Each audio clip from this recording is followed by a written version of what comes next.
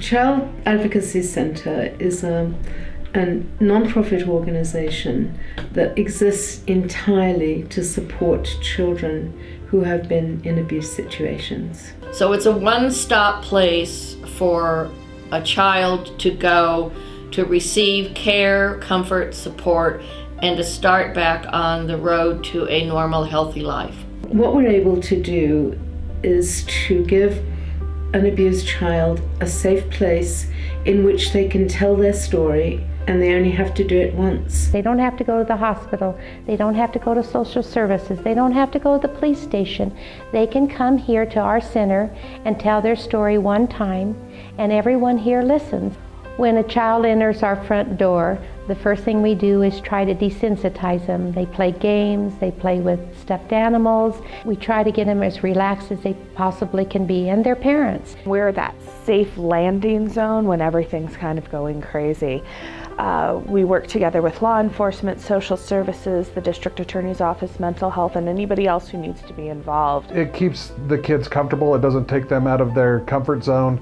It allows them to have a place where they feel safe so that they can talk about the bad things that have happened to them. We take the child into the interview room, and they sit with a therapist in a very relaxed atmosphere, and they start to tell their story. The other individuals are in the observation room where they are videotaping the conversation so that the child doesn't have to retell the story over and over and over. If there needs to be a medical exam, our doctor comes on site and does a medical exam, and then we start the therapy session. From my perspective as a doctor, it's doing these examinations at the center has been so incredibly helpful because children much more readily tell us their stories. They're kids, so it's hard to just talk like we're in therapy. So how are you feeling today? I mean, it's more of a interaction, and that way they feel freer to talk. And so I have sand tray therapy, which is very symbolic of what they're going through. They don't really understand that, but they will build their own little world, and it will consist of figures that might promote safety to them, like walls or fences, and then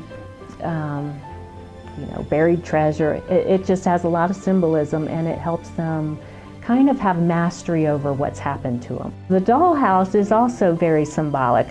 They will make it sometimes a little model of their own home, and I learn a lot from watching what they're doing in the dollhouse, like how their characters are interacting with each other. Tells me that this is what they know from home, and then sometimes they will act out, that what's happened to them with the trauma. But again, they will have mastery over what they're doing, and that helps them feel a little more secure. And it also, it's a way that they can express themselves even to me without feeling so vulnerable. It's about moving forward and coming up with better coping skills, better ways of looking at the world around them. The ultimate goal is for them to be able to tell the story and get to a place where they don't feel like this thing that happened to them is what they're about now, is that I'm this trauma, that this thing is separate from who they are, and that they're still a person, and they can put it aside by telling the story, by not being afraid, by getting it out there and knowing that, okay, I can release this now. And for them to feel like they have taken ownership over this whole process of being healed through this.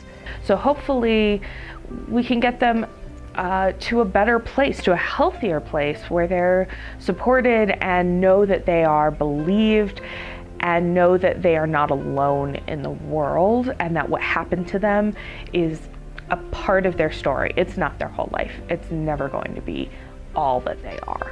It's out in the open, and it's not this hidden secret anymore, and they feel empowered. The ultimate goal is to feel empowered, to be able to tell the story, and to be able to be done with it and then go back to life. It's I think our real ultimate goal is to provide the family with the support that they need in order to support their child. I kind of think of it almost as a pyramid, and the child is at the top. And the more that we support and build up, the better we can make that child's healing. And the more support that the family has, the more that child heals. The Child Advocacy Center is here to help families become whole, to help them heal. We're also here to be the voice of the children. We need to, in the community, let people understand that these kinds of things are not right. It happens. You know, maybe 50, 60 years ago it was happening, but the focus and the limelight wasn't on it. And the more we can make people in the community aware that these kinds of things do happen and that there is a recourse, there is a way to stop it. We need to talk about living with the purpose of breaking the cycle of silence around child sexual abuse.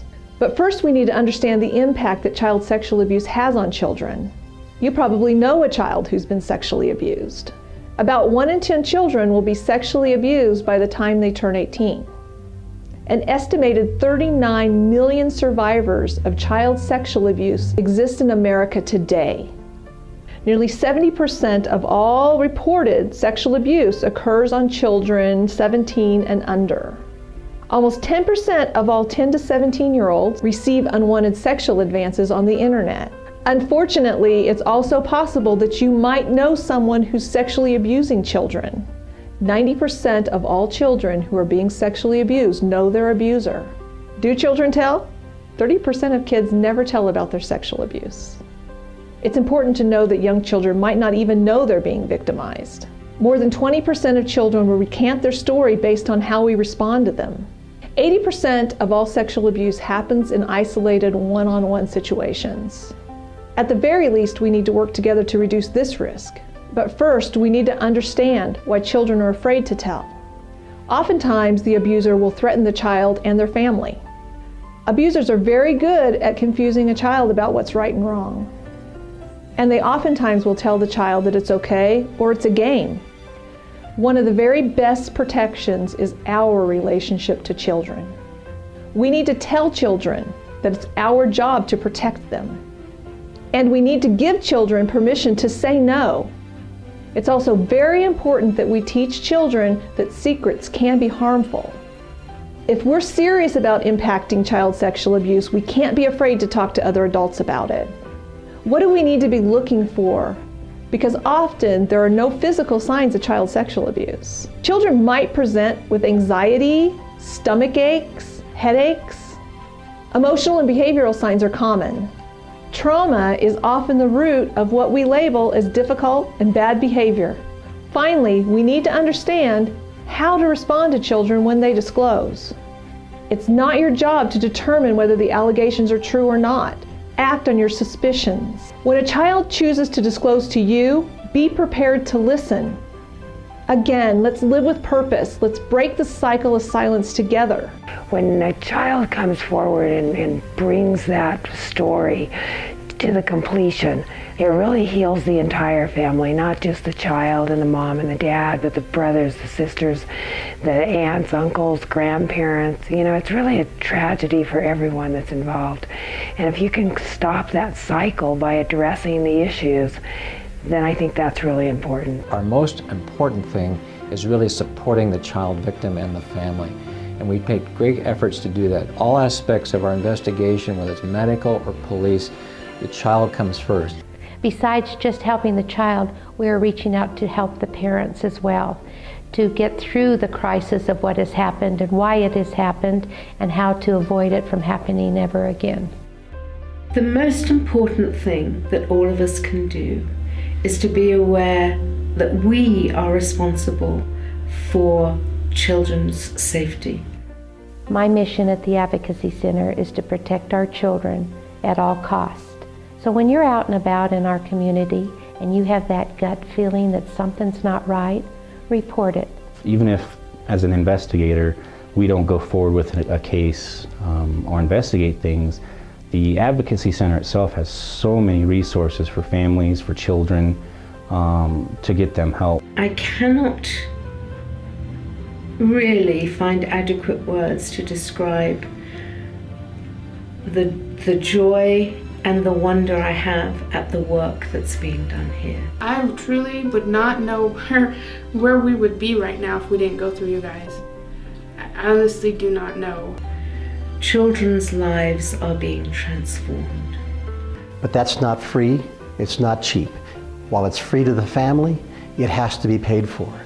We need support from the community, from individuals, to help us help children to become happy and whole. The role of the Advocacy Center to protect and raise awareness for child abuse is very important.